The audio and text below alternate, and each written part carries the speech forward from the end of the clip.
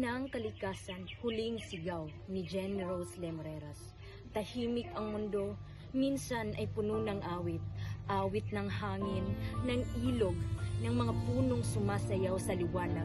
Pero ngayon, pakinggan mo, ang naririnig mo na lang ay ang pag-ungol ng mundo, pagod.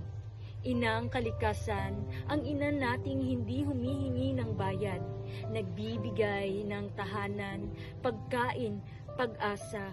Pero bakit? Tila tinalikuran na natin siya. Bakit ang mga kamay na dapat nag-aalaga ay siya ring kamay na unti-unting pumapatay? Sabi nila, hindi naman ako nagpuputol ng puno, hindi naman ako nagtatapon ng basura sa dagat, pero ang katahimikan ay minsan ding kasalanan. Habang pinuputol ang mga punong nagsisilbing sapatos siya, ang bawat dahon ay kwento, ang bawat patak ng ulan ay dasal, ang bawat pagsikat ng araw ay pangako na kaya ba nating baguhin? Kaya ngayon, ito ang huling sigaw na ayaw nating marinig, ayaw kong marinig. Anak, pagod na ako. At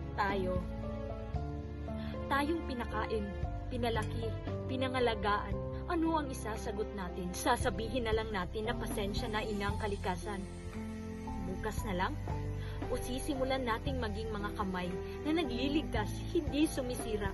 Dahil ang mundo, hindi kailanman kailangan ang sobrang galing, sobrang talino, o sobrang kayamanan. Ang kailangan niya ay ang taong marunong magmahal. Ngayon, kapatid, kaibigan, kapamilya. Ngayon ay tumayo ka, tumingin sa iyong mga paligid, huminga. At sa bawat hininga mo, aalahanin mong buhay niya ang bitbit mo. Inang Kalikasan, hindi ka namin hahayaan masisira, hindi ka namin hahayaang maglaho. Ito ang pangako sa huling awit mo. Gagawin namin ito simula ng pagbabago.